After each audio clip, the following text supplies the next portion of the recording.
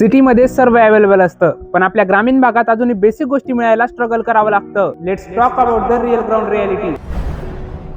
ग्रामीण भागात आजही अशा सुविधा आहेत ज्या प्रॉपर नाहीत. रस्ते असतील तर ते खड्ड्यांनी भरलेले, आणि काही ठिकाणी तर रस्तेच नाही. इमर्जन्सी आली तर हॉस्पिटलमध्ये प्रॉपर उपचार नाही, आणि तेही कसं, कधी गाडी नाही तर कधी रस्तेच नाही. आणि शहरात जायचं म्हटलं की 20 ते 30 किलोमीटर जावं लागतं. एज्युकेशनची सुद्धा सेम स्टोरी. शाळा आहे पण फॅसिलिटीज कमी, मुलं खूप आहेत पण टीचर्स कमी, लॅब नाही, लायब्ररी नाही, आणि मुलांना बसायला बेंचेस सुद्धा नाही.